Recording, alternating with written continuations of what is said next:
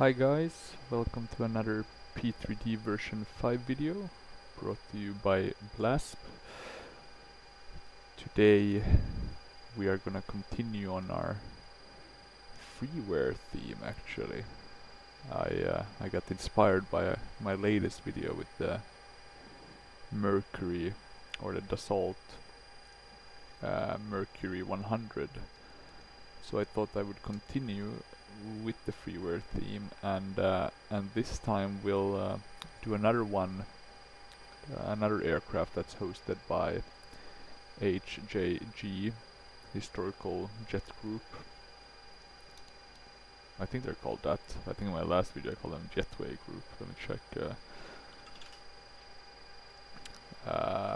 So I do give them the right name. Historic Jetliners Group. That's the one. So this is another aircraft hosted by them, and in this case it's the David Maltby BAC One-Eleven, and it's not only I think this is the 300 model, but he also has the 200, the 400, 475, 500, 510. So quite a few different models. But apart from that, what I would say is good to acknowledge is that there is also of course a payware BAC One-Eleven for P3D version 5, which I also own, which is the Just Flight one. I would say an okay airplane, but I've been flying both of them when I was deciding which one I wanted to kind of showcase on YouTube first, and I think this one is a bit better. The Just Flight one has there's some texture issues, and that one is P3D version 5 compatible, so that's a bit annoying. So some outside texture issues I've noticed, and what else? There's also some bugs with some of the systems on the inside. But apart from that, I'm not gonna say a bad aircraft. It's an okay, good aircraft, probably a bit better level than the Coronado ones. But I just think this one just works nicely, even though it doesn't have the best textures on the outside nor on the inside. But it kind of does the trick. And as you can see, if we're looking now just solely at the outside, you can see that there's, quite okay texture-wise. Some, not the best. You can see the windows are just kind of painted on there. But you do have the hush kit on this one. So to make to get down the noise level, these BAC One-Elevens were quite noisy. And it's quite an old plane as well. I think it's from the 1960s, if I'm not mistaken. So kind of the second wave of jets. And it was quite a good success as well. Even American Airlines and Mohawk Airlines bought a few of these, so they were even seen in North America. But for today's flight, I thought I would do a British Midland flight from Birmingham to Glasgow. So not sure they did that in real life, but I thought, British Midland, Birmingham is perfect for that, and then let's do a UK flight since it's a UK airplane. And what else on the outside that could be good to mention? I guess you can open some of the doors. I've been able to open, you probably can do more in FSX and FS9 since the model is for that originally. But I've been able to open this front door. You can open this, the back door with and get the kind of stairs to come down. I've just had some sound issues with like a sound reoccurring. The door kind of opening and closing, occurring quite a few times, so that's been a bit annoying. So I'm gonna stay away from opening the doors on this one, but I did make a GSX profile for it, so that's of course nice to have. And maybe once I figure out that sound issue, I'll be able to figure out, or I'll be able to use the doors also when just doing the normal boarding procedures and deboarding. Unfortunately, I've not been able to find the cargo doors, how you open those, but I guess it could be worse.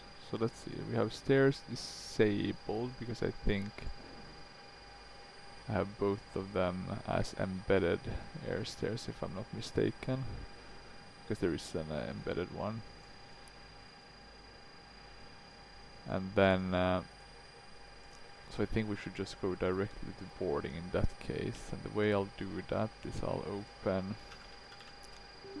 PAC-X as well and get that going, because I think that one will be the one that will be the longest.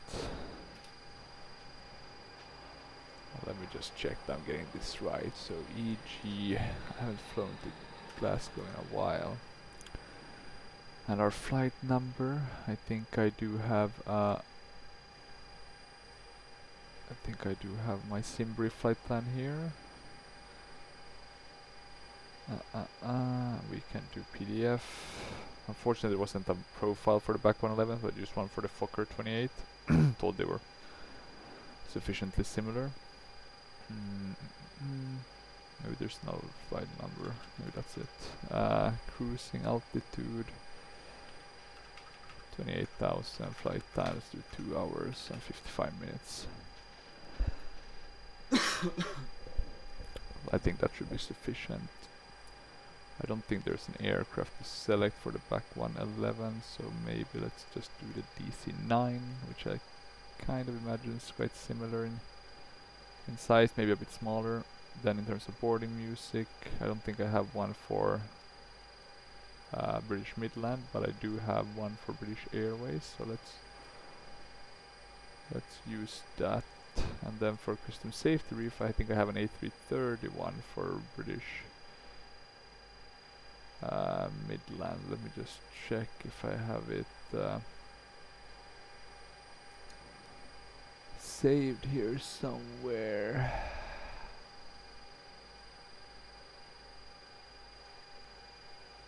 Maybe because a recent download. I'm gonna check with my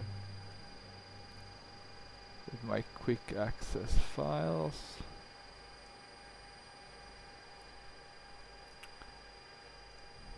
So let's see, PAC-X, safety, and then we should have one that's British Midlands. I think I know the issue. I have that as an MP3 file, so let's see, take this as a learning lesson that you should always have them in the WAV format for the files to actually work. So I'm just quickly gonna put this file into that, into an online tool, and just convert that. And then I'll download it. The files become quite big, but I guess that's the biggest kind of issue with it. So let me just delete the MP3, and then I'll move the Midlands file, and you'll be soon able to see it. I'm moving it to my other screen. So safety. Now let's just refresh. There we go, British Midland. Perfect. Now let's also start our boarding.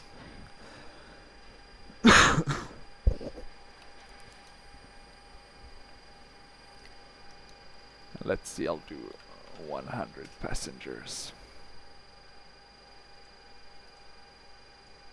So that should be perfect.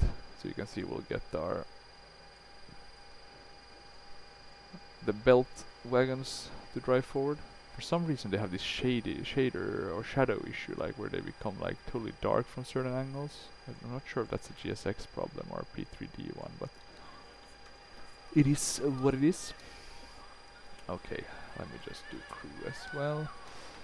Okay, so on the inside, big disclaimer, there's some things in 3D, throttles and stuff, the actual yoke, but a lot of it is in 2D, and that's usually something I would feel is a bit off, but it works for this aircraft. I think it's because of its age, you know, it's like kind of like a, you know, it feels like a bit nostalgic flying it, and it, you know, it looks quite nice, the resolution on the stuff, so it's not that bad. But of course it's not like the most immersive, and you won't like have some of the, I don't think the external model is at all modeled from the internal view. so that's a bit of a minus. But other than that, it's quite nice. So we'll start by putting on the batteries, and I think this is a good thing. I mean, the systems are really well emulated in this one. So big shout out to David Maltby for this BAC One-Eleven. He's done a great job with it. And let me see if there's anything else than the batteries you have to put on. I don't think so. Nice also, since this autopilot works quite well with the Logitech multi-panels, and with the Logitech radio stacks. So for the radio, so that's quite nice. So big bonus with that, and a big plus for David Maltby. And I guess that's also same, like I said, with the Mercury. It's one of the benefits with these simpler model aircraft. Sometimes you get this external hardware to work a bit better. One thing that's not, at least to my knowledge, in any way kind of simulated is the ground power. It's non-clickable, but at least the APU works. Well, let's start by putting on navigation lights and beacons. And you can see those seem to work. The other lights, we don't really have the dynamic lighting, pretty extreme. Some of these, so I'll have to tweak some of these config files at some point. You can also see we have the two pilots here, but not the best. There's nothing of the cockpit kind of rendered. One idea I had actually, funnily enough, was to maybe take the inside of the David Maltby one and kind of try to combine it with the Just Flights outside, even though it has some texture bleeding issues and stuff. But yeah, that's for another day. But could be a good way to kind of combine the best of both worlds.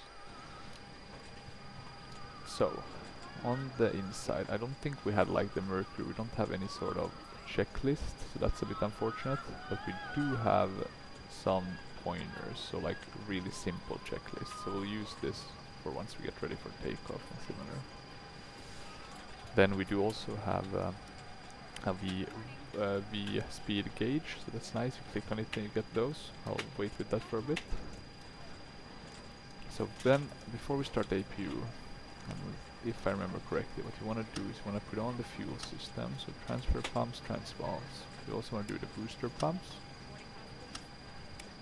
and then you want to open this valve, which seems to have been open already. So that's quite nice. And then let me see what else. And then basically the next step should be to do the APU control. You open that one. And let me just quickly jump out, because I don't think you can see any 2D passengers though. So that's fine, considering we don't really have the doors functioning as of now. But what we do next after we open that one is we push to start, and then we'll get this start. And then you wait until that goes to run. So there we go. Now we have it on run. What you then do is you reset this control. It's kind of the generator or something, I think. And then here you can see the APU one. It's giving some indications in the electrical system, while then the engine number 2 and engine number 1 is not giving because they're not on. So quite nice, nicely simulated systems. Okay, and then next ones, I think you open these isolation valves. You go to APU, I think, on these ones. And you open these air delivery valve and air crossfit valve. And then the light goes out there. Interesting part with the APU, and I hope I remember it, is that you shouldn't close it until you're after takeoff.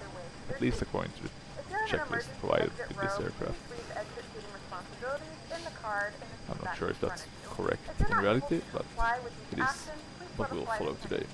So no smoking sign, fasten seatbelt signs. We don't have any other means of navigation, no INS, or, I mean, I haven't set up a GPS, so we'll be using VORs again. Which is quite a relaxed way of flying, I would say, specifically since we're not doing any kind of advanced maneuvers. We'll just use that to kind of get us to our point, and then have the ATC from pilot to ATC guide us in. Then hydraulics, I think it's the engine pumps, the auxiliary pumps, so these all should go on as well. You can check that the HP fuel levers are off, and that they are. Check that the other ones are. At least what it looks like, everything else is kind of set as it should be. We can put the yaw dampener on. And here we can choose between nav or GPS, so that's actually one nice thing to know about, is that when you have sort of this default GPS, if you then switch it with the RXP GTN, switching to the GPS here should make it follow the RXP GTN. It's quite a nice way to get a really flyable aircraft for like VATSIM or similar if you have an interest. But I'm not gonna set up the RXP and GTN this time. I'll wait with that for another day and just try to enjoy the classic stuff of this airplane. But what we can do now while we wait is just make sure that we get the flight plan correctly. So once again, quite a short flight. We have TNT and then GOV, that's the VORs we'll be following. Hopefully we'll be able to pick them up as well. Quite a distance here, 200 nautical miles. But we know the track at least, so we can follow that. And we could, theoretically fly an outbound from TNT as well to kind of get us towards the GOV VOR beacon. Okay, so we're taking off from runway 33. We won't have a SID, so I'll just press SID. I won't select anything. Then I'll just load that. Then approach directly. We're doing 23, so we'll do an ILS. We don't have to do any, we'll just do vectors. There we go. And then I'll config this one. I think I'm still on inter, so we'll do midland. I think sounds good. I'm not sure if that's the call sign they use, but it will work for our purposes. We'll then connect to the sim, midland 4003, good. And we'll file the flight plan so we have that. Then we can also check, and this is a nice way to also, familiarize with the airport. We can check, okay, so we're quite close to runway 33, so we'll just kind of quickly go there and then do a right turn. So I'm gonna move this away now. We know our route.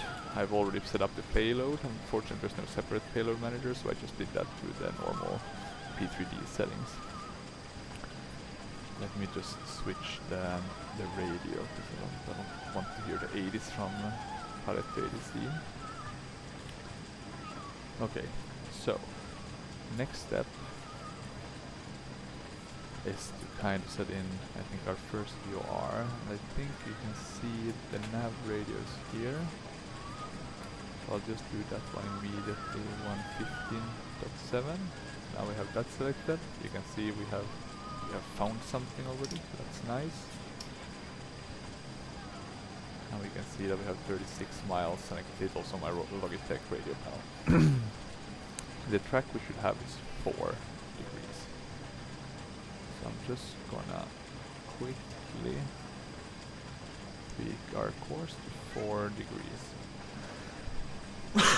Which we are quite perfect on right now. But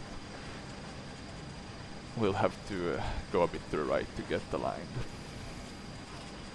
And then our next step will be, I'm trying to think.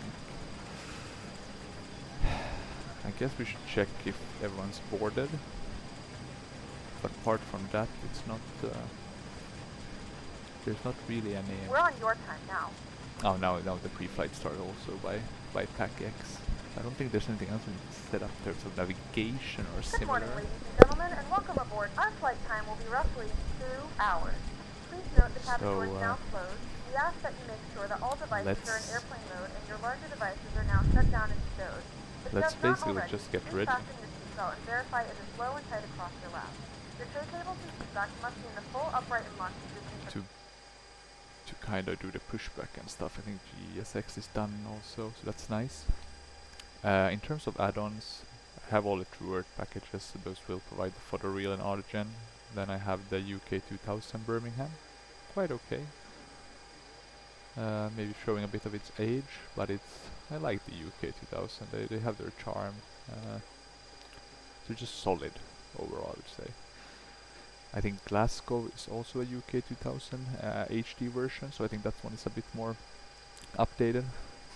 At least according to SimMarket, it seemed like quite a new release, but it might just be that it was released on SimMarket recently. So not gonna stand by that comment fully, but it could be a new release, or just a re-release on SimMarket. But let's see then. So we can do the pushback already, but I'm just gonna first start off by asking for some. And I'm thinking that the best might be to ask Echo Golf Papa Foxtrot Echo Golf Bravo like Bravo that. Airport information. Get Juliet that AVIS 205 information from 0 Active Zulu Sky. weather wind 309 at 6 visibility 10,000 knots. sky condition 3,100 gather temperature 15 dew point 1 QNH 1015 advise on initial contact that you have information. Juliet 5, so it should be a bit up. I'm gonna switch back and I'm just gonna double Echo check Golf. it because I can't calculate automatically. 2997, so I went a bit too high. There we go. I don't think there's the standby one that we need to set. Let's see on this side. It's updated automatically, so that's nice.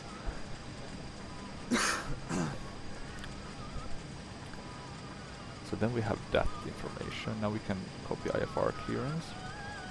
Midland 4003, ready to copy IFR clearance. Now we're getting that, and we're cleared to 4,000 feet, so not that high.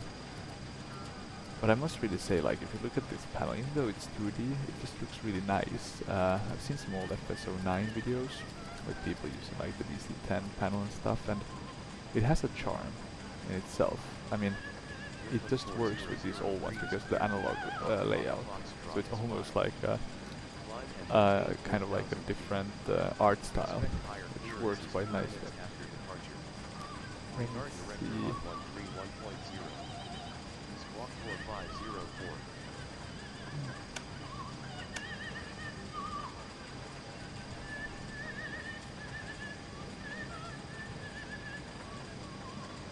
Okay, I'm just listening to it.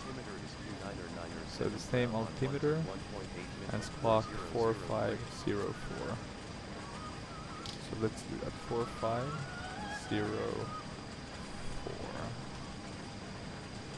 4504, and the squawk I think is here. You can see that one. I don't think you have to do anything specific to set it on. It just kind of works. And then let me see. I think we have 4,000 cleared. Expect higher clearances 2 minutes after departure. Okay, so just need to make sure not to break. For first off, 250 knots. Just around 10,000 feet, and then also 4,000 feet. We should stay on that altitude.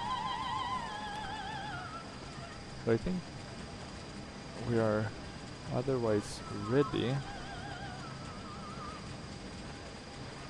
Let's prepare the motor. You basically do that by going to start, and then you start through these ones. I'm gonna check if GSX actually works. I had some trouble with it earlier for the pushback, but I'm gonna give it another try. See if we can get pushback from it. Maybe it will work this time. So let's continue with that, so we don't need to use the ultimate ground cream, though I prefer that, but it's just better since I'm talking to not to use that. Okay, so we're getting ready for pushback.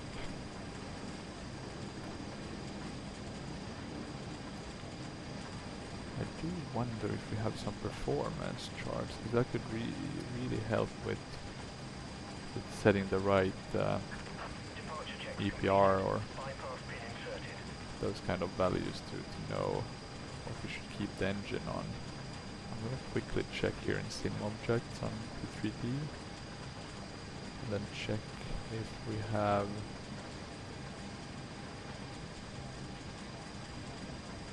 if there's anything in the shared folder for all these documentation. And look at this, we do have some good information here. So max takeoff information, max landing.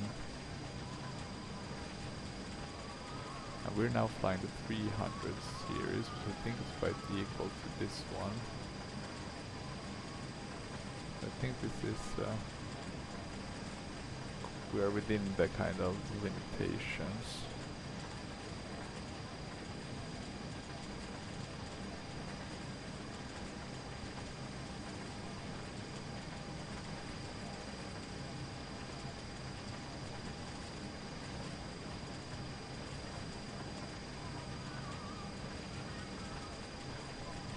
And then I'm just trying to see if we have the speeds here. Maybe it's the speeds. I would think there usually would be limitations or similar, but maybe it's the speeds, right? So maximum landing 8 degrees, 18 degrees. Nothing really though. Maybe flying tips. Yeah, some auto coupled. Some interesting stuff here in terms of manuals.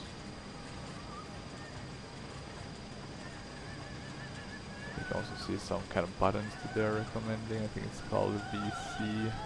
Not sure you can see it on. It's maybe that one. So if I press that, then I get some settings up. So that's cool.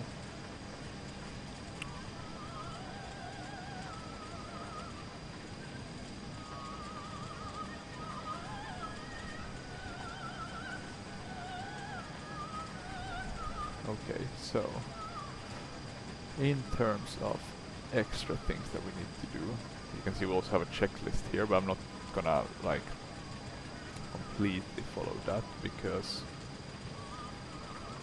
I'll follow it mainly because I don't think it's too.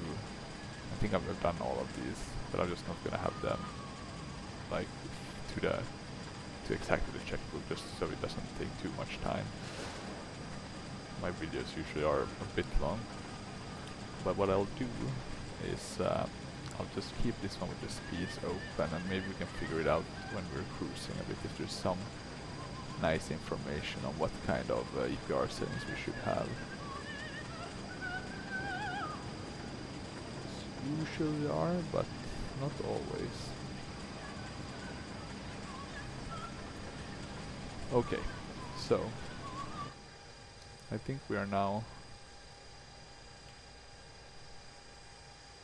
Let me see what's going on here. Just continue pushback. Okay. So nose right, tail left.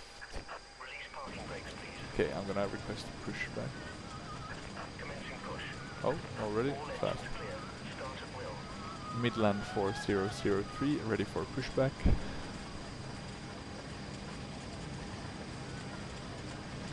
Okay. Okay, we got the approval at the same time. Okay, so the way you start these engines now, I'm just gonna quickly show you. You have to first turn off these air conditioning. Ladies and gentlemen, please direct your attention to the And then screen what for you an important do is safety you demonstration. Thank you swap for flying that with up. us. You can see these are starting, the RPMs are starting to go up. You then go, I think, to HP fuel. And then once it's started, you go to open. I think that's the way you should do it. We'll have some time, so I can maybe quickly verify with you guys to see if there's any good information in this checklist in regards to starting the. Nothing really on the fuel levers. Off and closed. But that's the fuel transfer pumps and valves.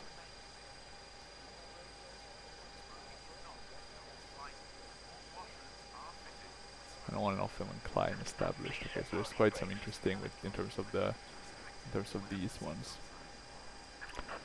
And you can see the start looks pretty good, so I'm gonna start on the right engine at least. I'm gonna sorry, that was a bit of a fail. Let me see if I can start this APU even. Should be doable. Let's see. Not sure if this would work in practice like this. It's this one I should have pressed. Easy mistake to make. There we go. Now we're starting the left engine. You can see that it's also... Yeah, I just tried to check if my sound was on, so sorry for that little blip. You can go to high power, I don't know what HP stands for. High powered fuel maybe. High, yeah, not really sure actually. Should check that up at some point. But okay, you can see stabilized. We go to open. The sounds on the outside are pretty okay. I guess the hush kit makes them a bit less noisy. You can't really hear them here in the front, which I think is probably realistic. But I'm not gonna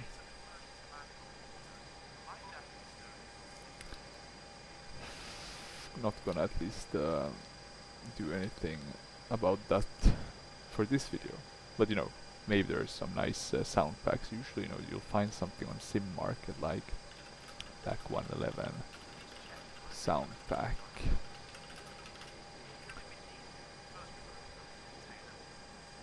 Maybe like FSX would even work. Now, unfortunately, it doesn't seem like there's anything you can purchase in that regard, but they do have a different sound pack, I think, by historical Jetlines group.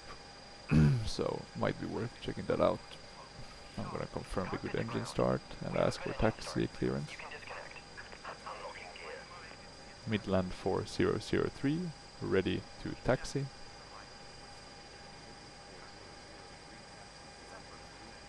And then what we'll do is I'm just wondering, because I was checking this flight system and that's off, and I'm wondering why that is.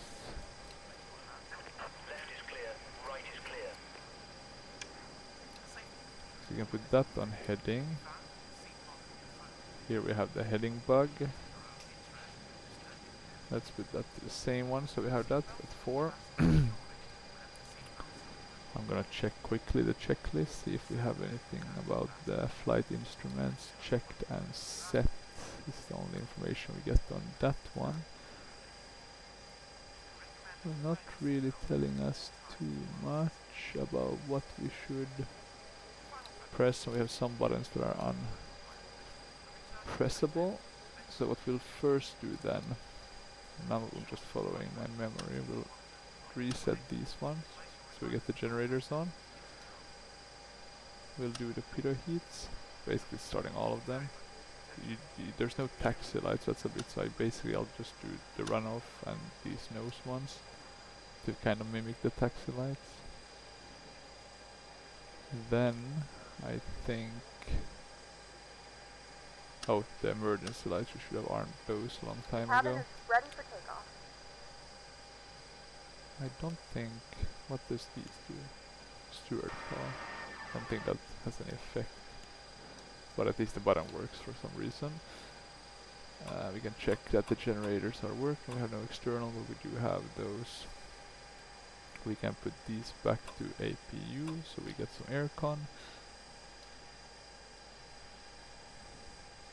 These transfer pumps should be turned off if I'm not mistaken. I'm just not gonna start to tweak with that for this flight since it'll be a short one. And I just want it to be a smooth one as well. Okay, let me see. So flight systems are still off. And we just do the V1 gauge, so we get those nicely placed. I do wonder if that one is actually anything, or if it's just me who's being extra cautious. But let's make sure we have these sets of flaps. We can go one step, that should get us to 8 degrees. We can do the trim, so I'll trim or use my trim wheel at with my Honeycomb Bravo. Set that, and now we kind of have all these. Apart from the V takeoff speeds, maybe that last one doesn't have any more of a check than that. And now we can start taxiing. I think it taxis quite well for a freeware. The only thing, and I forgot to say earlier, it was really, same as the Mercury, it was really susceptible to kind of the turbulence from active sky. So I did turn off or turn down all those settings a bit to make it seem a bit more realistic. I also read on the FS Labs that you should turn down some of the turbulence because they are a bit extreme. So hopefully we'll have a better flight than I have when I tried this one out yesterday. Just did some small loops around an airfield just to see how it works, or how it worked. Let me see if there's anything I am forgetting. Oh yeah, the auxiliary and the second auxiliary pump, that can go off. Then here you can see I can steer kind of the nose wheel. And you can even see it. It's a bit of a delay, but you can see that nose wheel. If you go like full left, it should move, but it seems to not work perfectly.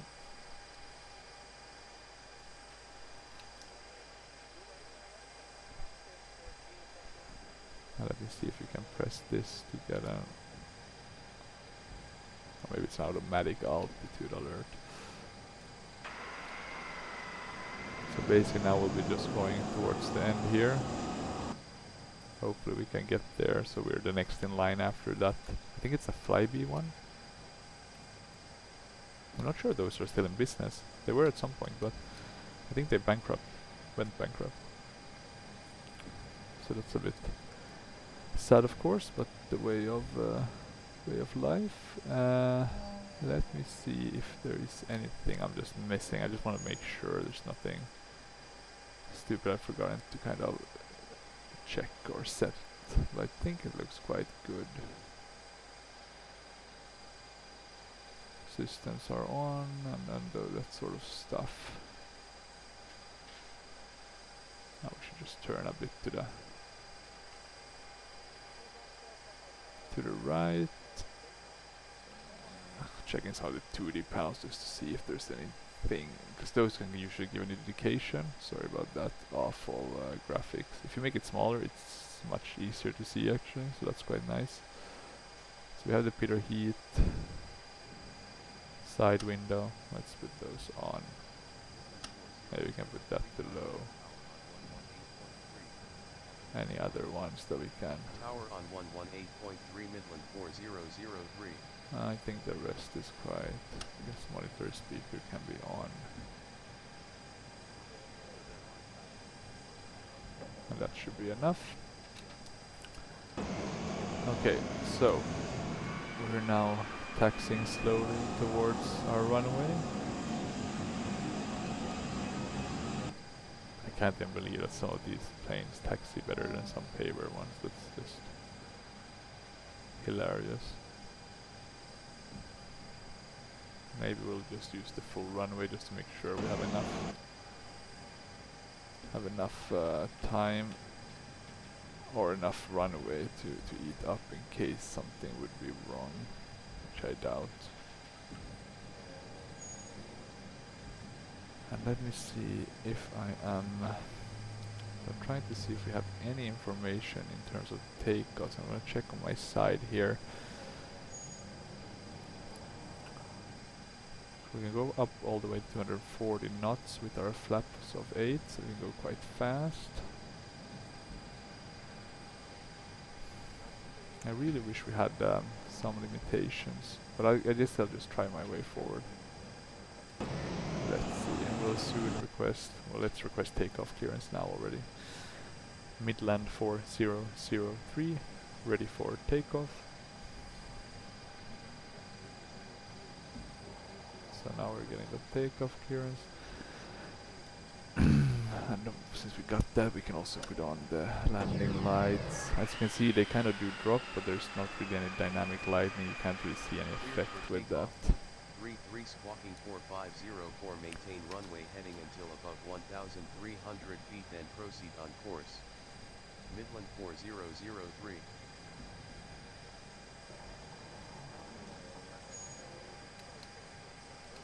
Anything else? No, it's only this. Oh, we should set the EPR. I think it's an EPR one, or is it another one? Let me see if we have. This one doesn't really say either.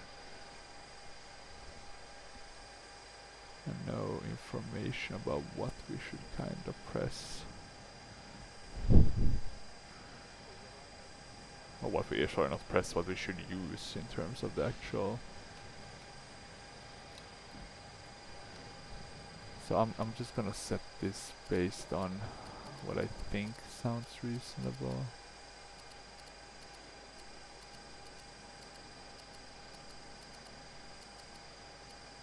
Let's just keep 100.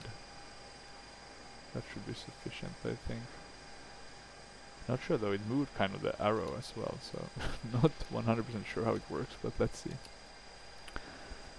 Okay, and then a right turn. I'm just gonna open Prepar3d here on my other screen as well, so I can at least somewhat see that we're doing this correctly. Then we'll slowly start to push up. Now we can release the parking brakes. So let's see, we're soon at 100. Oh, it's a bit of it's a bit bumpy. I wonder if the real aircraft was this bumpy when taking off, or maybe it's just a sim limitation or something with this being an FSX model into Prepar3d version 5. Okay, so 100 knots, 120, V1, rotate. So that's nice, we have some sound effects. And there we have liftoff. Climbing quite nicely. We're above 400 feet, so that's good. We can start turning to the right. I'll trim the plane a bit. And I'll go to flap 0. I'll also pull back a bit on the throttles, since we don't need takeoff.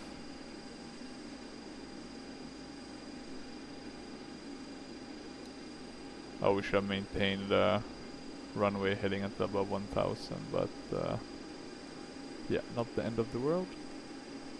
We can pull back a bit more. This is quite a speedster. We will catch a lot of speed really quickly. And let's see with the trim if we can align that. So 100, so we got a higher flight level quite quickly. As you can see, we're flying over beautiful Birmingham in the English, well, I guess this is not the countryside. Okay, so 1 0 0. And let's maybe move a bit the heading bug, so we can kind of get on that VR track. Let's also start by putting on the autopilot, selecting heading. And then check a bit what's our vertical speed. Let's do 2200. So there, you can do it here with plus and minus.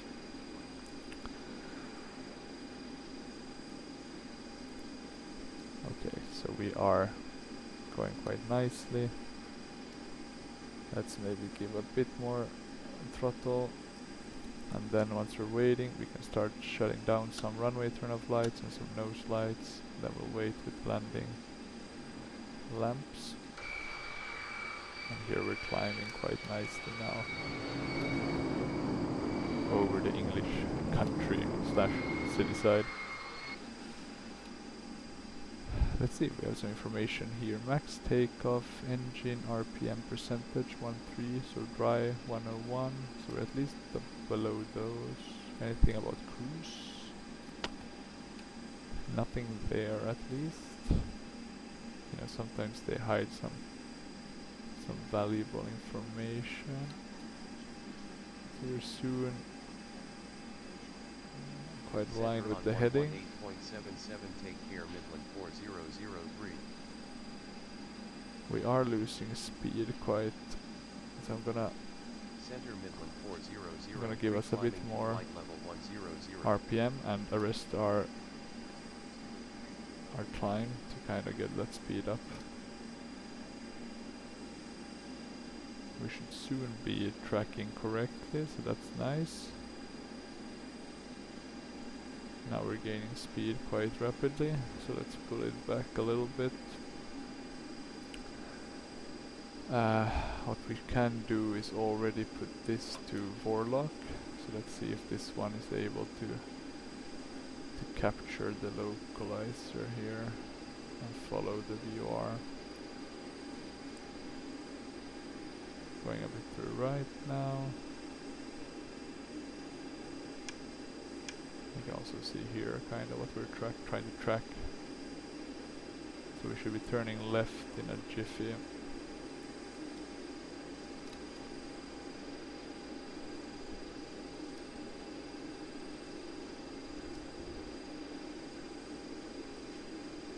And we are still climbing.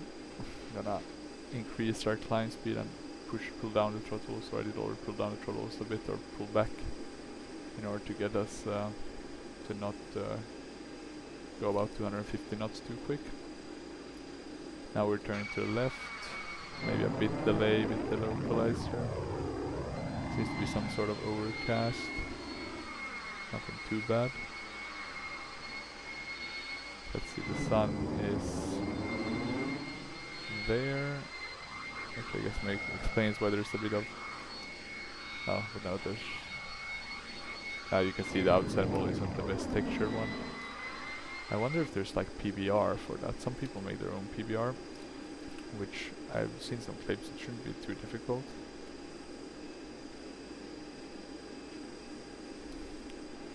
So let's see, we're still climbing to 1,000 feet. No, sorry, 10,000 feet. But whilst we do that... Climb to flight level 160 Midland 4003. 160, we can continue our climb then.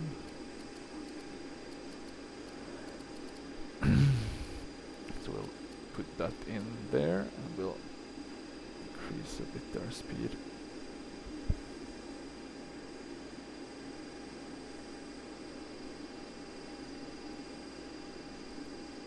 And while we're doing that, Ladies and gentlemen, we are now passing through 10,000 feet. You can now turn on your larger portable now we're electronic above devices. 10,000 feet As as a well. reminder, please keep your seatbelt fastened while you are seated and do not congregate in the galleys or near the So we can lavatories. put down to standard these ones, and then we'll shut the landing lights as well.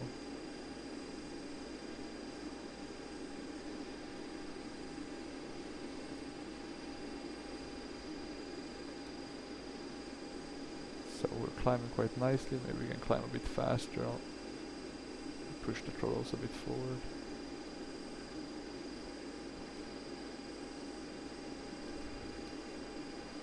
I think we're quite stable now, apart from the fact that we'll soon have to turn.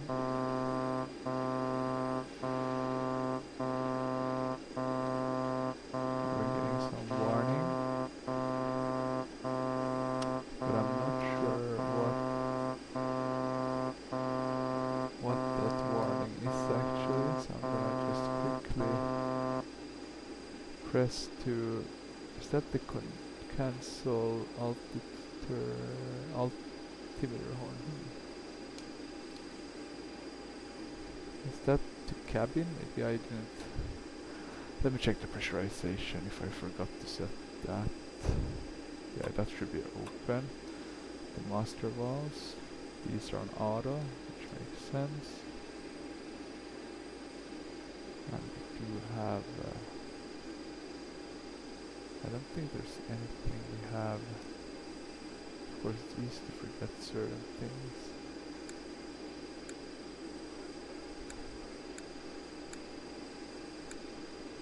And that's just the lights. I think it looks fine. Nothing that seems to be wrong, but I am wondering about this one. I need to... Let me shut down the APU actually while we're at it.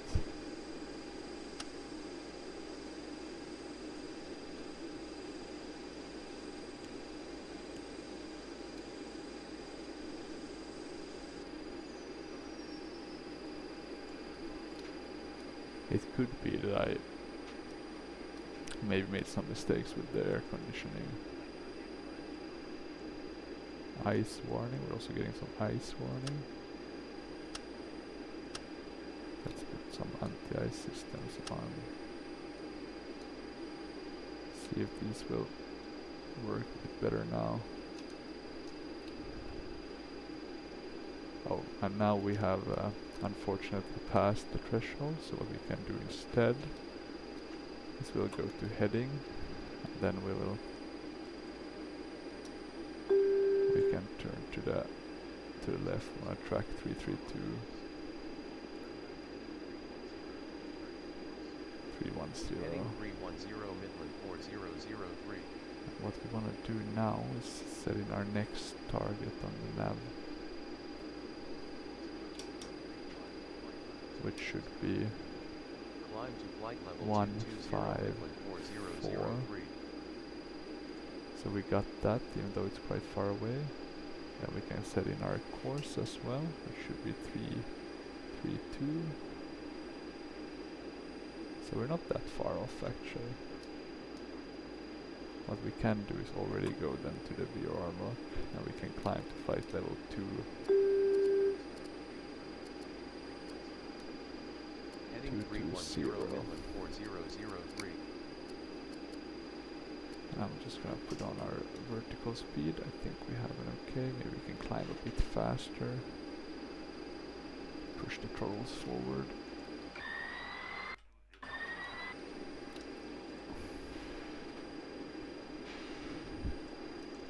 Okay, looks good. Okay, so then now the flight system is on. That's nice.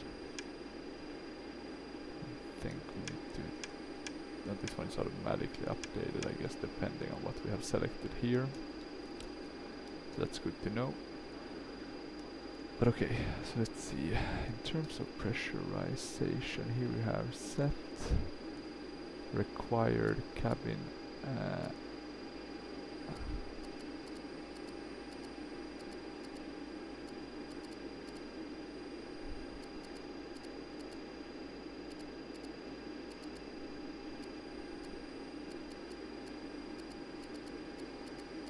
What is it? It's quite normal to have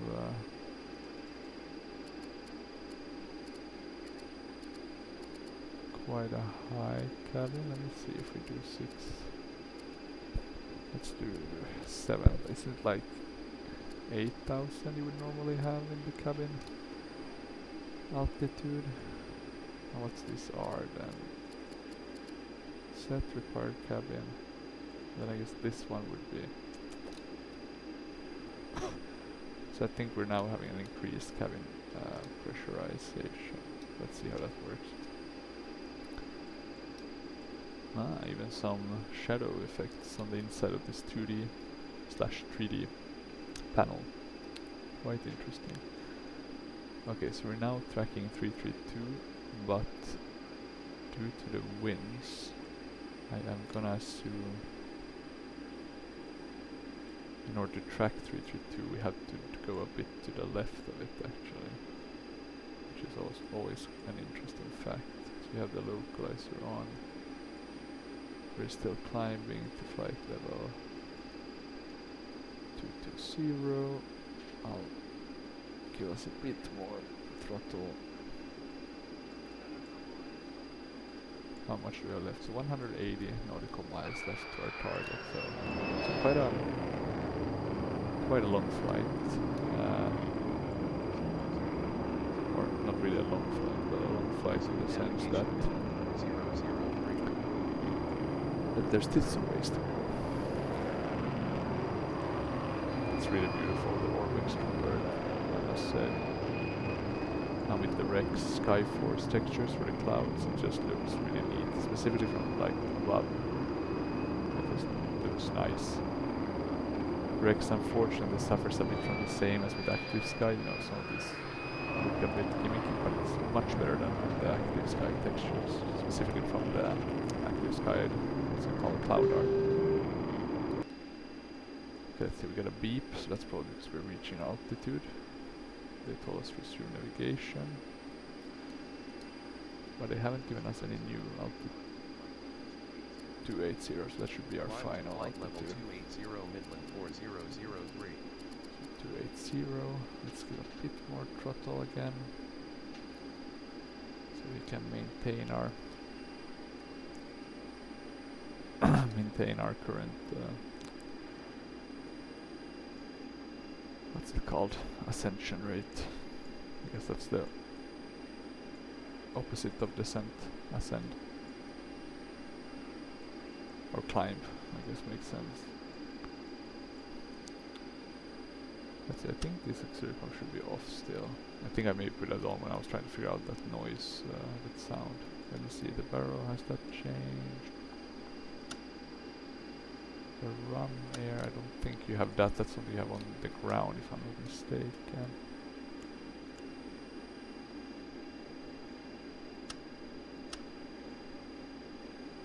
Air crossfeed valves with those.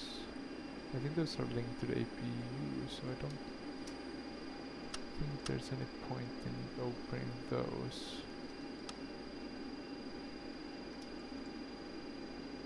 These are automatic. Maybe don't need to tweak those. But okay, so the thing I wanted to check before everything started beeping, as it always tends to do, was if there's any David Maltby PBR. I'll have a look on it on the side.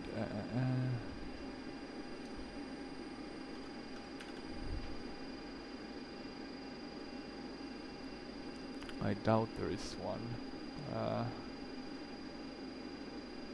Would be cool though.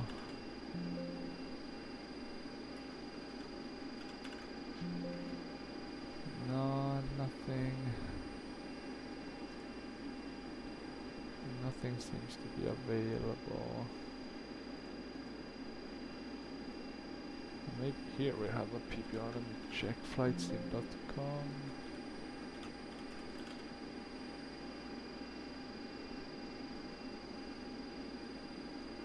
What do we have? Ah, no, this is just some random liveries.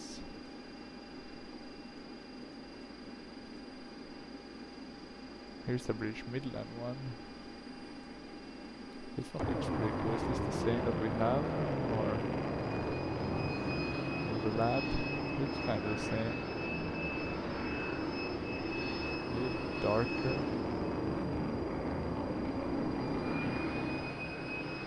I think it's the same there. I'm just gonna go into the cockpit again. You can see we're losing quite a bit of our speed now, so I'll give us even more speed, and then I'll also decrease our descent rate, our climb rate to 600. I think that should be sufficient, whilst I check if there's any PBR liveries or tweaks available.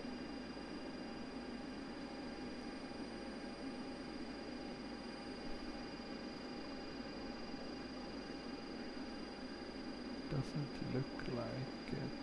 Some cool liveries though, I'll give them that.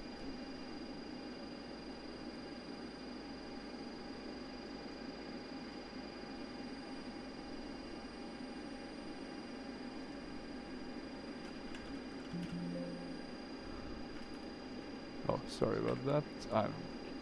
I'm on a mission here to see if I can find some of these. Heading 305 Midland 4003.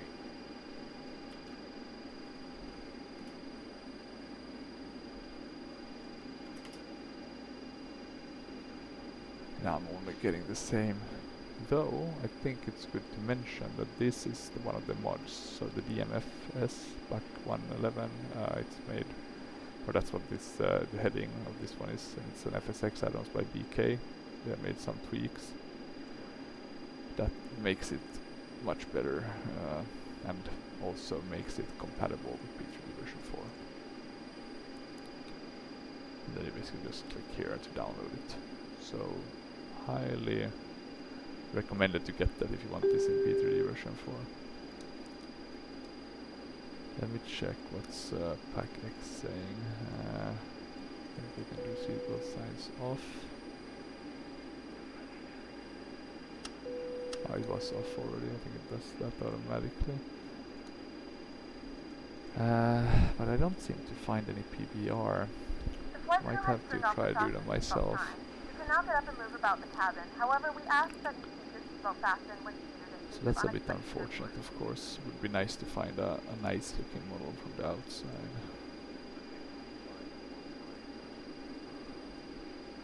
The flight crew has turned on the fasten seatbelt sign. Please return to your seat and fasten. But there is a lot of liveries available for this aircraft, and a lot of them are also available on the Historical Jetlines group webpage. So strongly recommend to have a look at that.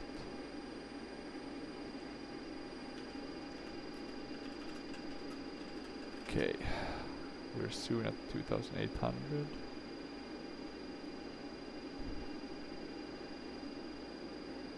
So what we'll do is we'll start to arrest our ascent. Just doing 200 vertical feet per minute now. I think we can push the engines a bit more. Looks good.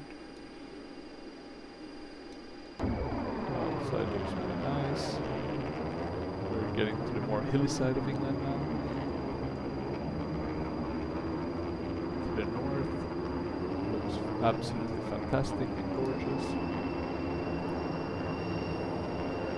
Let's see if I have any good. Really good. So they have one view from the external one.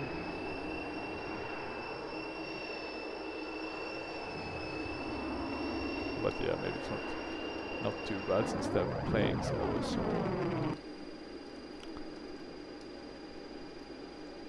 Anything else we need to? Okay, now we're above, so let's descend a tiny bit so we actually get to 2,000 or 28,000. Let's keep an eye on the speed, just so it doesn't really go like in a few moments, our lovely flight attendants will be starting our from flight service. We'll be serving complimentary drinks and snacks. Premium drinks are available for a small charge. Please note we only accept credit cards. I'm also going to bring up to ChartFox so we can kind of make an assessment of the approach we'll make. I'll have it on my separate screen here and just quickly check it out. The minimums are 164. Can't be right. What's the elevation? Oh, the elevation is really low, 220. 20 feet. So 164. Descend to flight level 220 Midland 4003. Let's see if we can actually. Okay, we can do that. 164 about there, I think, for the minimums.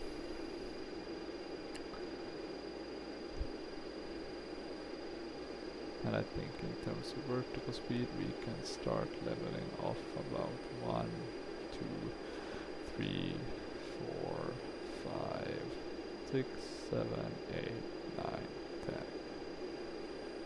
There we go. That should be perfect. So now I think we're maintaining quite okay. We're though gonna have to pull back the throttles a bit because we're going quite fast.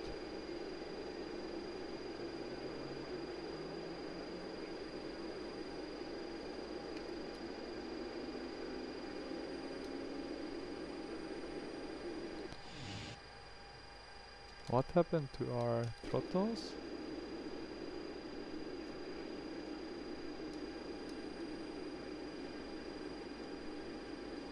Did they fail on us? Say what? Well, okay, that's really not a good thing. At least this will make this really exciting. The only way we can fix this, now we have that one running.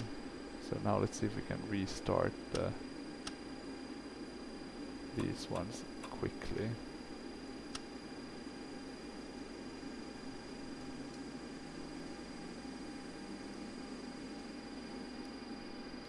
We'll do right, and then we'll do left. I'm just gonna bring forward also this one.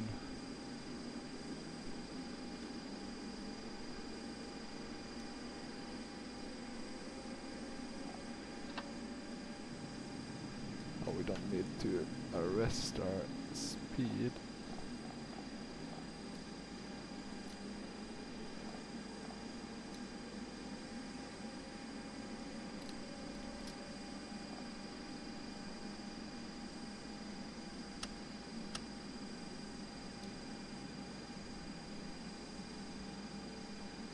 Let's see if we can actually start these engines. Now I'm getting a bit worried. I'm gonna start the descent. And the only reason why I'm gonna do this is because we need to get up some speed on this one. And then I'll just close the master. And then let's...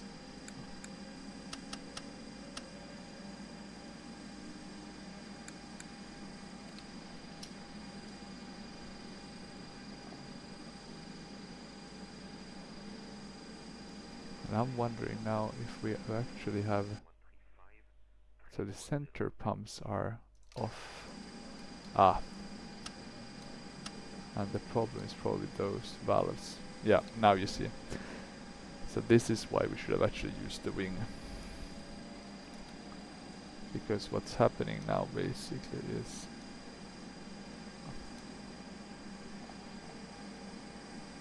Yeah, so we basically lost all fuel in our center tank. Okay, so we need to just get quickly up to speed again. Just pull that. And what I also want to check is, will we have enough fuel? I think we should have enough fuel for the rest of the trip. It's about 100 nautical miles left.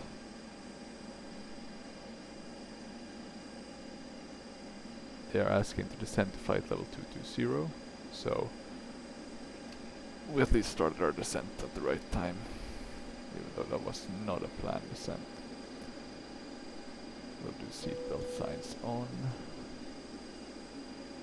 And then they are on, so it's nice. We can put those to open. We can keep the transfer pumps off. We will shut down the APU. We will have to keep a bit of track on our speed now. But this is funny to see this. This is actually a good showing of like the systems, how it's working correctly with the fuel. So it was basically taking it from the center tanks, and I think you might want to do that once you're in the air, but you don't want to do that on takeoff. I think that was what the manual said. Let me just check quickly. But basically here it's kind of saying that, okay, so after takeoff, that's when you on and open when climb established. Draw fuel from wing tanks only. Yeah, so that's an interesting one. And really cool to see actually. Descend to flight level 160 Midland 4003. Okay, descend to flight level 160.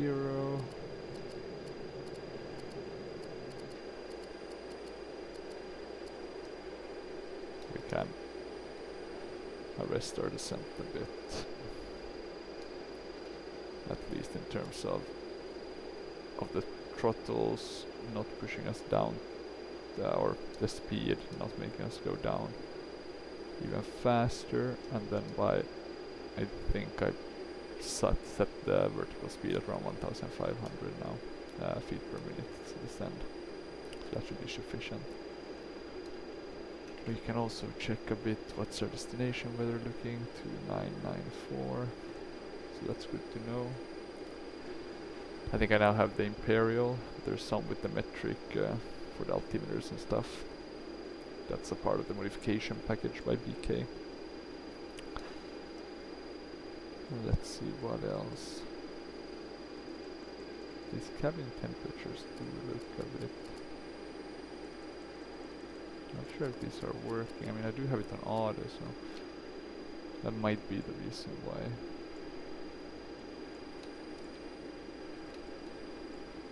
let's descend.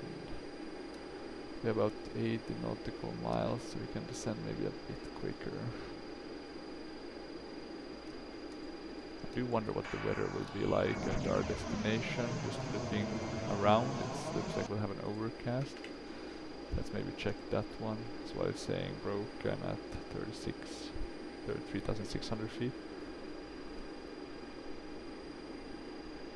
So that's a bit hairy maybe. Let's see. I know, if I'm not mistaken, the approach that they want us to take, it goes over a hill. Like this area is a bit of a hilly area, right? So and then you go down. So we have to be careful on that. I'm not sure we have any like GPW VS warning systems on these old planes. Okay, so 2994. Let's remember to set that. We can actually check when we should set that by having a look at our approach charts. And that one is telling us to set the transition altitude is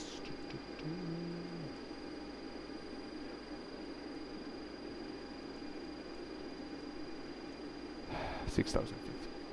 There we go. And we should be at around 2,900 for when we start the glide path, which is a 3-degree glide path.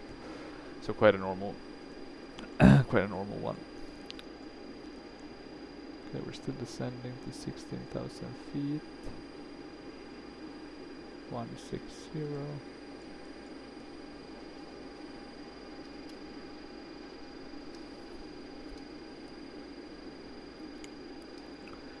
Let's see if they'll want us to descend more, or if we should just kind of maintain this altitude at 16,000 once we get there. 100. Descend to flight level 100 Midland 4003. There we go. 100. So continuing our descent. I do wonder what the weather is outside. Let's see how that one is looking. Let's see. Windy can give us a bit of a check here. So if we do satellite, let's see, it looks okay. There's some clouds definitely here. You can see here's something is going on. Rain and thunder. Here's definitely some rain. Doesn't look like there's thunder at least.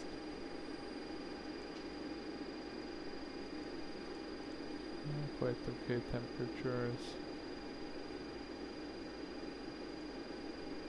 Very interesting. You have a lot of options with windy. That's what I like about it.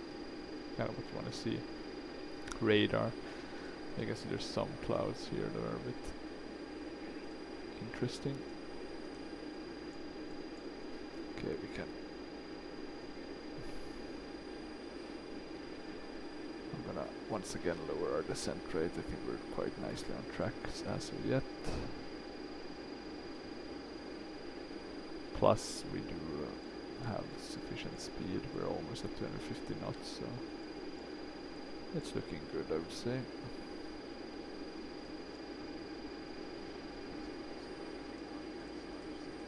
I do wonder, can you update this one to get like our landing references, but maybe not.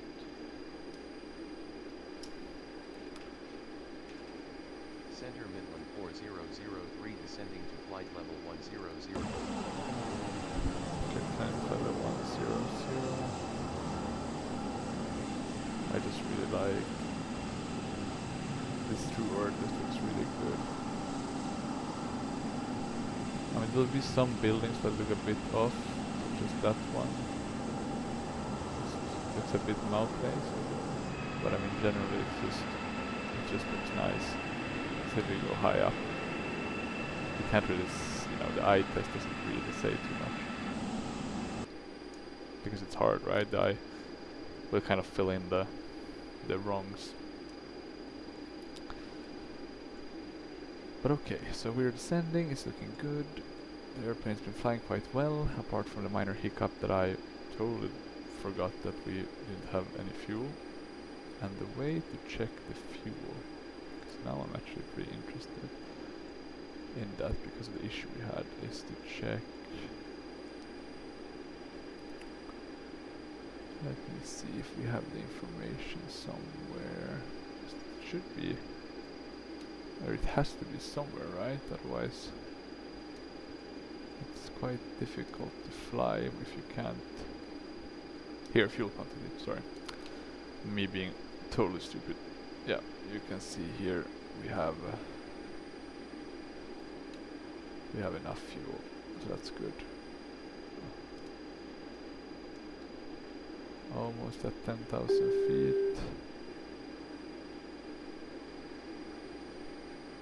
I'll restart descent even more. Also giving a bit more throttle.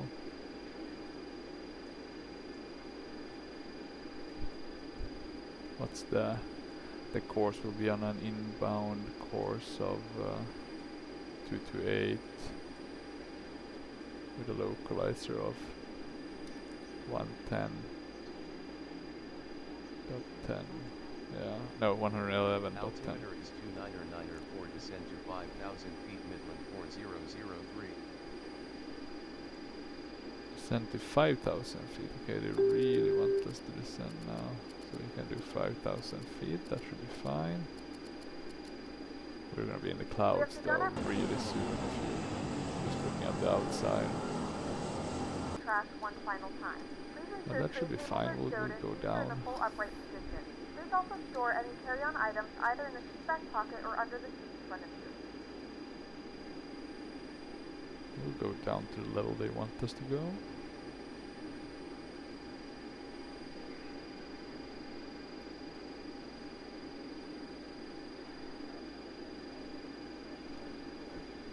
Let's just make sure I'm gonna pull the throttles back a bit.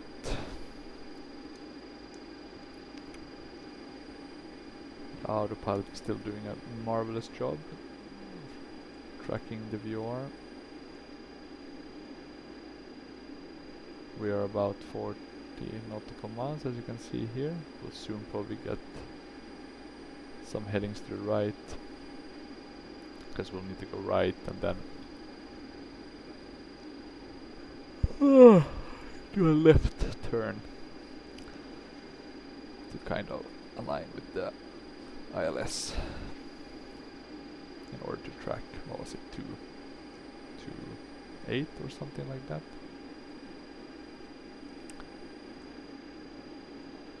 228, yeah, and then 111 and 110.10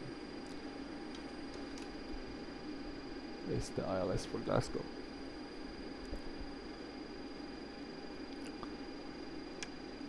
Let me see, 100 and we could already put that one, 110.10, so we'll put that on our, we have a secondary. I mean, we do have a secondary radio, right? But how would you switch that? Should that one show here? Or maybe we'll show the same, because we're kind of tracking the same. Oh yeah, so that's, so these are tied together, they're not separate. That's always good to know. Okay, we're still descending nicely. Let's have a look here. Flaps 45 degree, speed brakes in, gear down, landing lights, threshold speed, altimeter. Let's see if we have any. Approach Midland 4003, descending to 5,000 feet. Any speeds on the landing limits. Just the limits on the landing.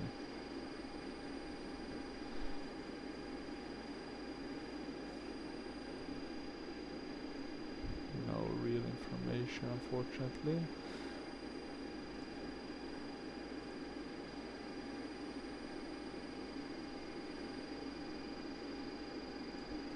Okay, we can start setting our barrow to 904. We're really low. I'm gonna actually make us descend even slower. There's no rush actually. We have a sufficient amount of time to descend the rest of the, what's about 3,000 feet that we need to do.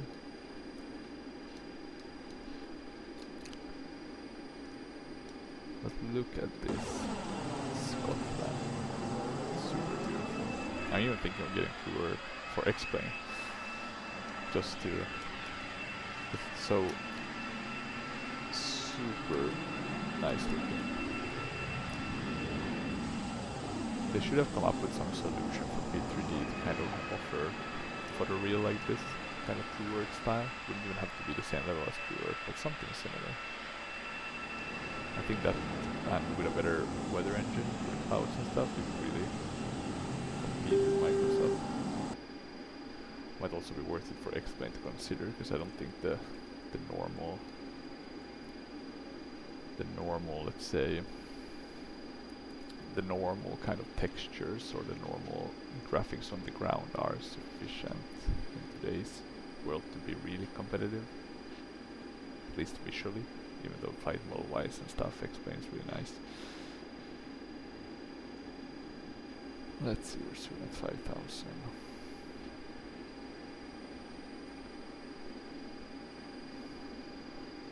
Why we still want to descend a bit.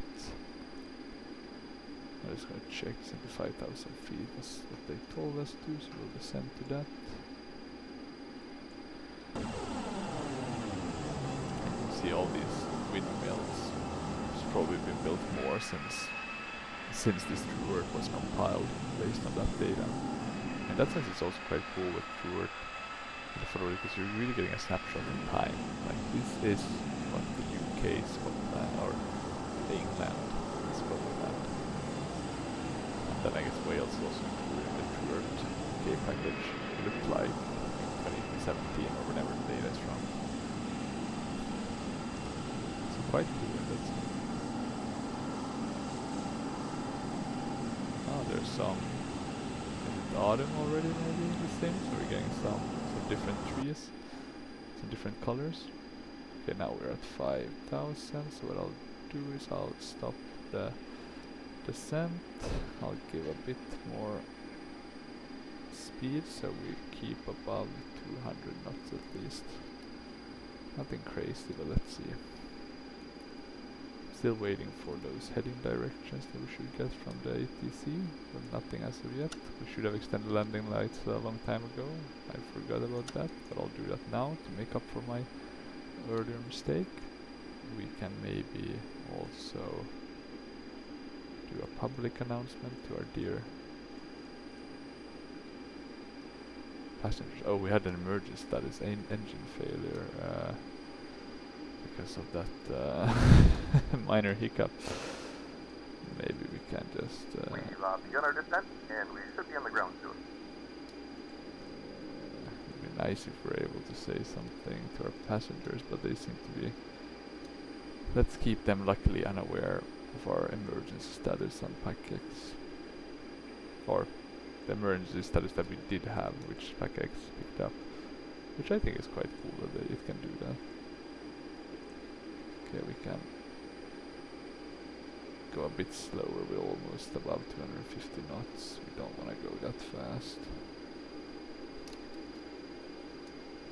Let's see how much we need to go, maybe a bit more with both throttles.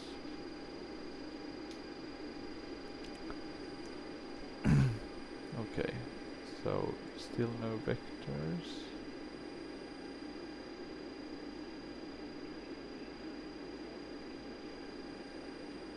We're still on the approach.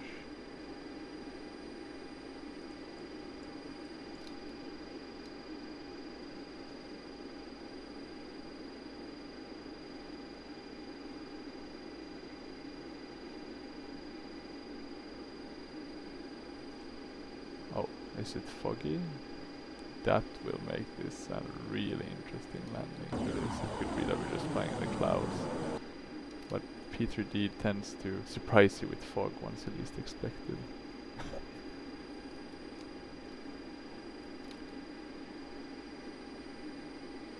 Let's put on all our lights so we don't forget. It's just the runway turn off lights left.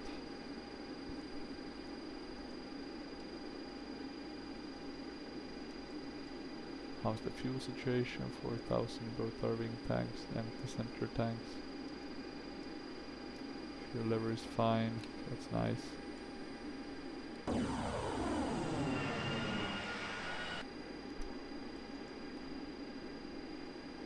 It's interesting though, in order to get from the wing tanks you need to close this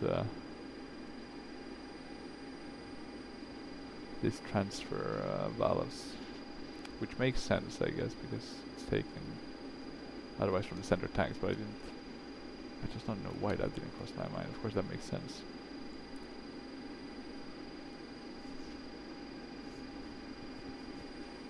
Well, I guess that's part of it. You live and you learn. Okay, so we're soon at... So I'm hoping we'll soon get some sort of vector. Still haven't been vectored anywhere.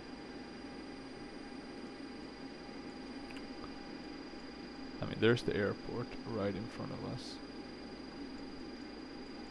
So it might be that they're pushing us across and then they'll kind of vector us in another way.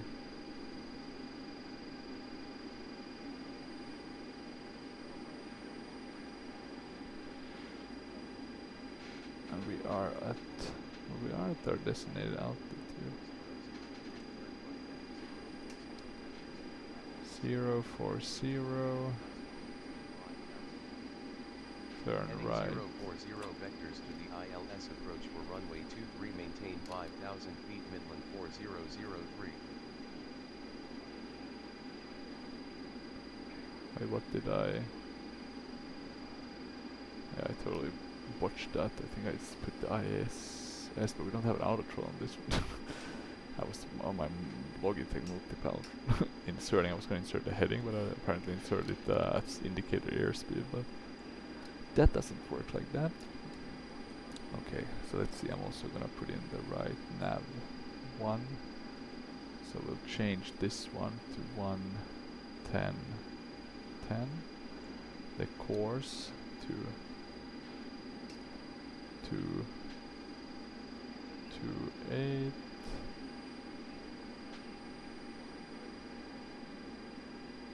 And we are gonna want to turn a bit more to the right because we're quite a bit away from what the Prepar3d wants us to fly. I don't know why they gave us such a late vectoring. They should have told us somewhere around here, right? So once we put it in, it would be. But I'm not gonna argue with Prepar3d now. I think they've done a sufficiently okay job. So now we're turning just in front of the airfield.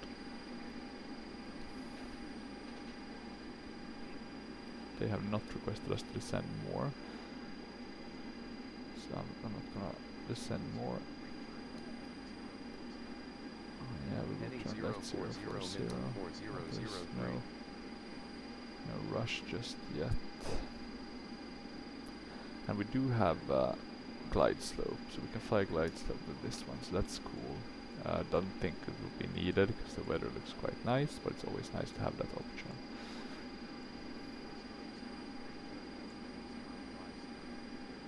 Heading 050 Midland 4003.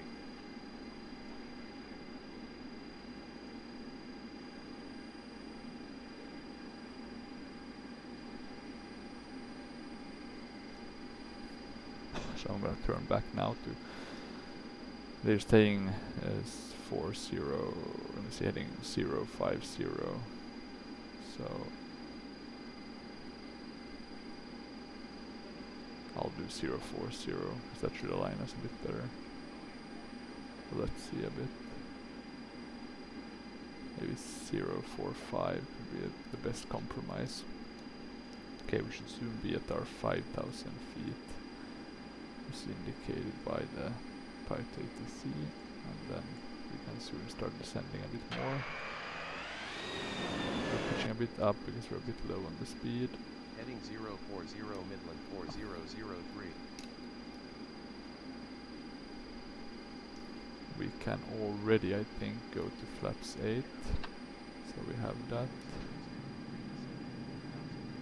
We can also start descending to 4,000 feet. So let's put that in, 4,000 feet. And we're probably gonna get the clearance down to 2,900 by the time we're at 4,000 feet. So I'm just gonna put that in, or at least 3,000 feet we'll get a clearance to that. So here we're descending, here's kind of the hilly thing I was talking about, like this is a bit of upper. I can see why they want the planes to go over here. Not that much houses, at least back in 2017. I can see another plane coming there, but feels quite low. I mean, if there's like fog or something, something happens, it's quite a... Okay, let's see. It's quite a short heading 315. Descent to 3,500 feet, Midland 4003. 3,500 feet. 315. No, but it's quite a like. It's not that high, right? So if something happens, you quite easily will crash right into the mountain. Hopefully not, of course, but.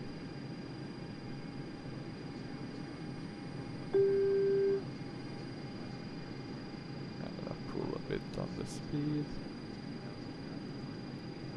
2,900 cleared for LS.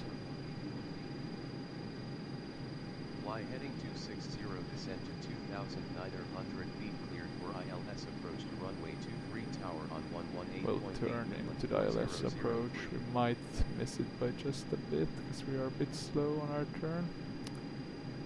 Tower Midland 4003 inbound for ILS approach runway 23. As you can see, here's the ILS, but our turn is a bit not ILS enough. Approach to runway 23 will We're just gonna overrun it. Final Midland 4003. So we need to actually turn a bit more if we wanna get back on it. We should call when we're established on final. Whenever that will be. So let's see, we should soon be nicely on it. We can go on the approach mode. You can see here we have the altimeter is localizer and then the light slope. So let's try to get this. We can drop the landing gears. Like that, so we get some drag. We can add a bit of speed. Let's say around 140 knots should be our landing speed-ish. We're almost back on the localizer. We can maybe go a bit higher with the flaps to 18. It's called established on finals, we don't have to do that later. Midland 4003 established on final. Okay, lights are on, so that's good. Cleared to land runway Flaps we still need to set. Let's go to 26. Then 45 will be the last one we'll set. I can see the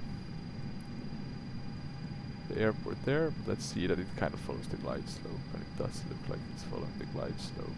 The localizer, it's a bit behind, but we're catching with the localizer as well. So it's flying quite nicely, I would say, generally speaking. I'm gonna go full flaps now since we're quite low on speed already. I'm gonna give a bit more throttle. So yeah, beautiful approach into the Scottish Highlands, I guess you could say, and into Glasgow Airport by UK 2000. I think it's the HD version, if I'm not mistaken. Okay, a bit more throttle. Don't want to be going too slow. let's check that we're good. Threshold, limiter, yeah. Decision height, check, yeah. I think this should be a good speed. Let's do manual controls. Apply the rest of this with our own skill. Hopefully we can do a better landing. I was watching my replay from last time with the Mercury, and I noticed like we kind of hit with the simultaneously with the back wheels on the front, so that was not the best. You wanna, of course, pitch up a bit with the nose of the aircraft, and then hit the ground with the real sturdy, let's call it the back wheels instead of with the front. Okay, looking good still.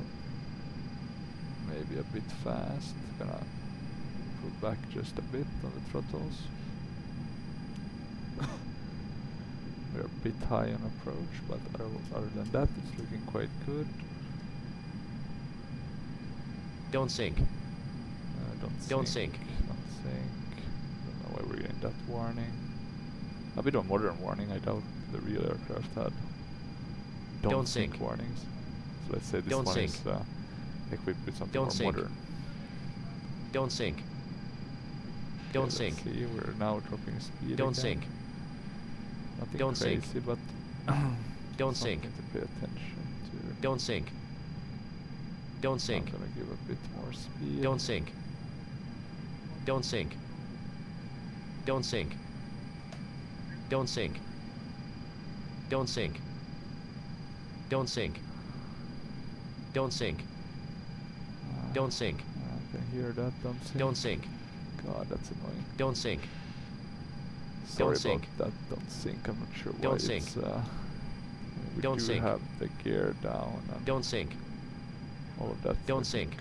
Looking good, so I'm not Don't sure sink. why it's. Don't sink. It's not wanting to play ball Don't with sink. us. But let's see. Don't sink. Okay. Don't sink. Ooh, we're a bit low on speed Don't sink. now. Increase Don't a sink. bit. Don't sink. Because we don't Don't want to sink. stall just Don't before sink. we touch the ground. Don't sink. Don't sink. Okay. Don't sink. Don't sink. Don't sink. Don't sink. Okay, let's see. We're Don't sink. miss a bit the threshold Don't sink. by a lot. We're Don't floating sink. a bit. Oh, this one is hard. We'll have to do a go around, I think. We were close, but not nearly enough to pull that one off. I think the go around procedures is to go to the, it's either go front, but we're just gonna do this quickly. That was not a good attempt. I think we have enough fuel to do another one. I'm gonna pull up the landing gear as the first thing. And see if there's some way we can shut that goddamn don't sink sound off somehow. Otherwise my idea is to just mute that to the sound settings.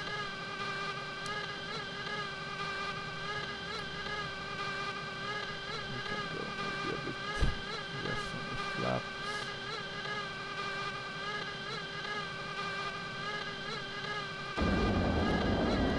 Yeah, we were not making that landing, not even close. We need to be much more down, much earlier, I would say. At least we do have everything set up kind of nicely. My idea is to just now kind of go back. We don't have to go all the way around here, 2300 to 900, and just come back in again.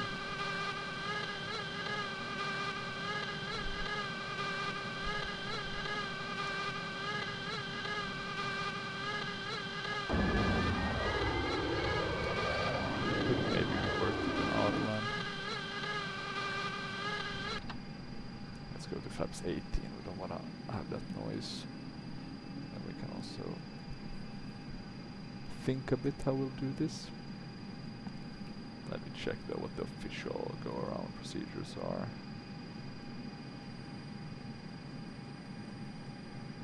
continuous climb. Yes, we should have gone forward.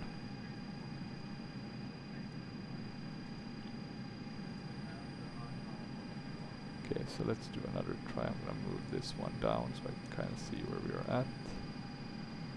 So we can turn to the right nicely. We should soon be around 2,900 again. So that'll be nice. I might actually use the... Let's do a bit of a dirty one. We'll do a bit to the left so we get a bigger arc. Then we can turn to the right.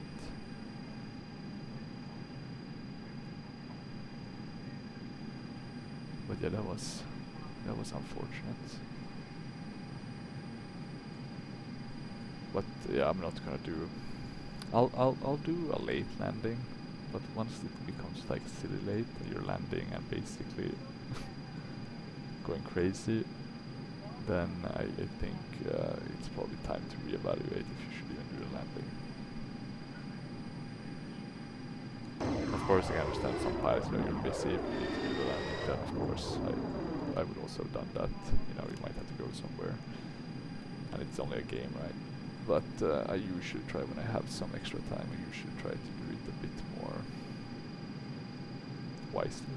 Just because it feels so much better to do a nice landing than a bad one. Okay, we'll ascend a bit. I'm gonna pitch a bit down. Because we'll be going in now for the... I'm gonna just make sure that we don't push this too much.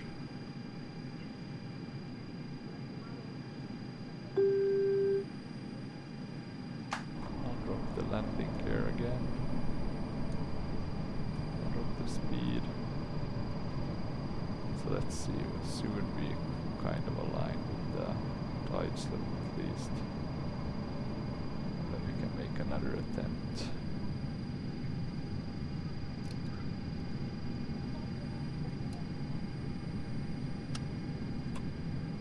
I'm gonna do it like that.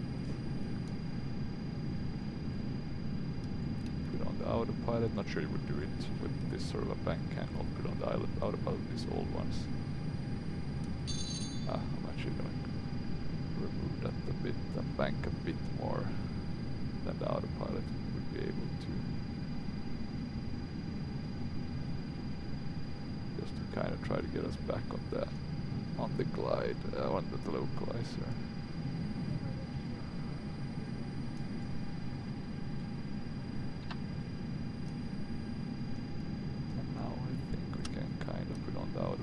Again, have it do the approach.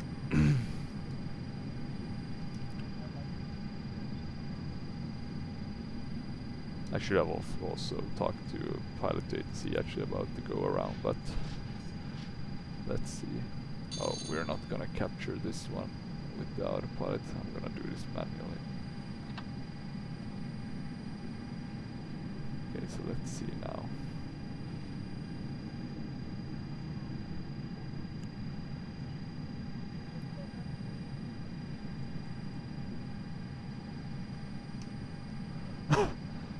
So yeah, one I probably should have gone a bit further, done a better arc to kind of align that for the autopilot. In order for that one to capture the... Don't sink. Don't sink. Don't sink. Capture the, what's it called, the localizer. Don't sink. And the glide slope. Don't sink. I did Don't come sink. in a bit hot this time. Don't sink. Don't sink. So let's try to keep... Don't sink. Try to keep Don't a bit sink. lower, because this one seems to be Don't quite sink. low. I'm not sure if it's just the model. Don't sink. Don't sink. Don't sink. I don't sink. Don't sink. A bit low. Don't sink. Well, that might be what we need. Don't sink. To get down on time. Don't sink. Don't sink. I'll try to a bit Don't arrest sink. the... Don't sink. Don't sink.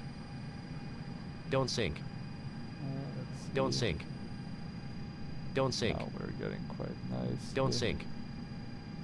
Don't sink. Don't sink. Okay. Now Don't we're a bit sink. low again. Feels we are quite okay though. So maybe the ILS is just a bit wonky here. Wouldn't be the first time. Unfortunately, with the flight seems that they are a bit off.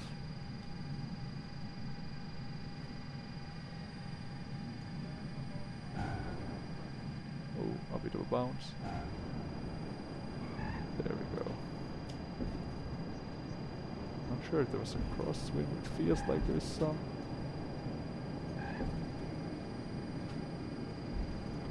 Let's see. Haven't used the brakes yet though, so that would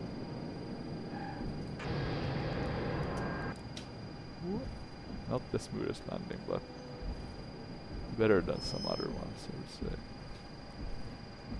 And better than what we would have had if I tried to land on the first attempt. So let's help this Ryanair a bit and try to turn to the left here and not on the next one. 12:25 p.m. Oh, was that Ryanair moving? Nah, I'm just seeing things now. I am just... Or maybe it wasn't moving, but it was probably moving to its designated position. Didn't even use the spoilers there, that was a bit of a miss.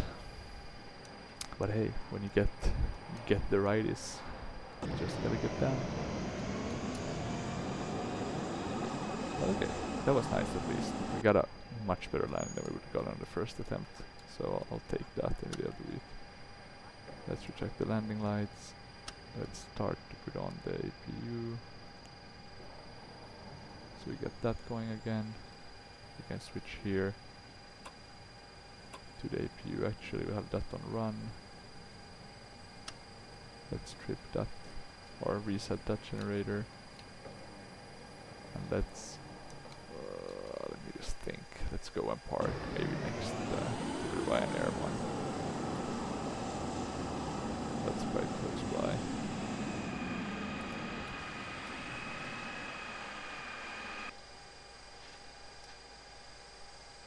But yeah, I hope you enjoyed this video. Some interesting aspects. Of course, ashamed that I missed the fuel thing, but also I think it's a good lesson. And it, you know, you got to see that these systems are not that dumb on this aircraft. That don't sync wiring though, that was a bit of a annoying one. There might be a button for that, but I'll have a look at that. Let's see, maybe 38 could be a good parking.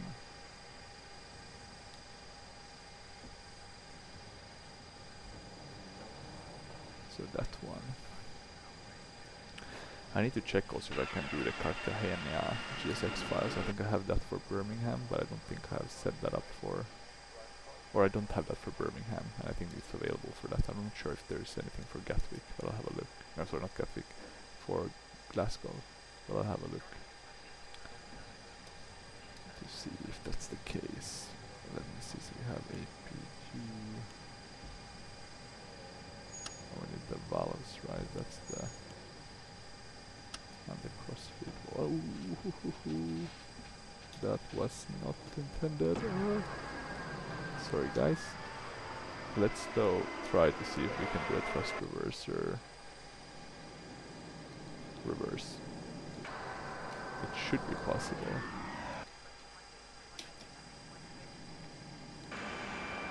They should be strong enough with these airplanes. They're not that heavy.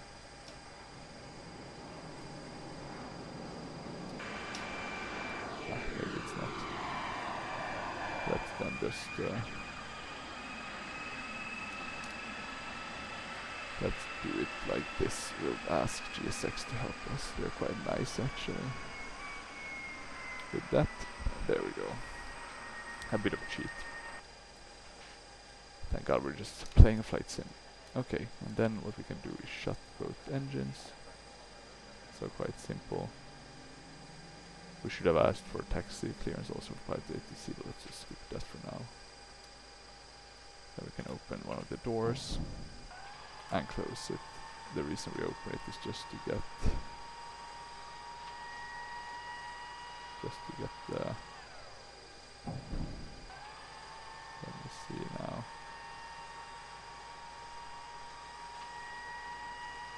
So we have taxied in.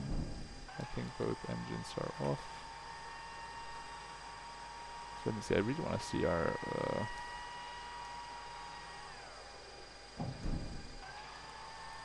now you can hear the door thing, so that's why I haven't really opened. Okay, so 269, not the best landing, could have been worse. Let's do the instant replay as well, so we don't forget to do that. We go a bit further back, I think. 360 should be good. So a bit low on our approach. Better though than last time. I think it looked like we're good on the approach, but we would have to slam dunk the plane down. Or maybe maintain a better glide path towards the end. Sometimes I just feel like, you know, you're coming in too fast and too quick, and you need to kind of like, yeah, better to abort than to kind of slam dunk and try to pitch up at the end.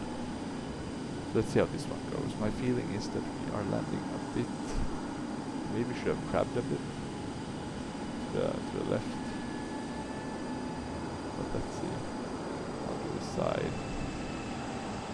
Okay, so a bit on the right one, we're bouncing, then the left, then the front. As you can see, it's actually a pretty good aircraft in that sense, that it actually felt a bit difficult to land it. I'm actually very surprised at that. I would say the second hardest aircraft or airliner that I tried to land in Prepar3d after the Mad Dog, actually. That's nice. I hope that's not something that's wrong with the flight model, but rather something that they have kind of added to make it mimic the real thing. But yeah, I think apart from that, I think that was about it that I wanted to show. I hope you enjoyed this video with the David Nolte BAC One-Eleven. If you have any questions, feel free to reach out, either by commenting on the YouTube or by sending a PM. And yeah, otherwise, I wish you all a great rest of the day and happy flying. Thank you.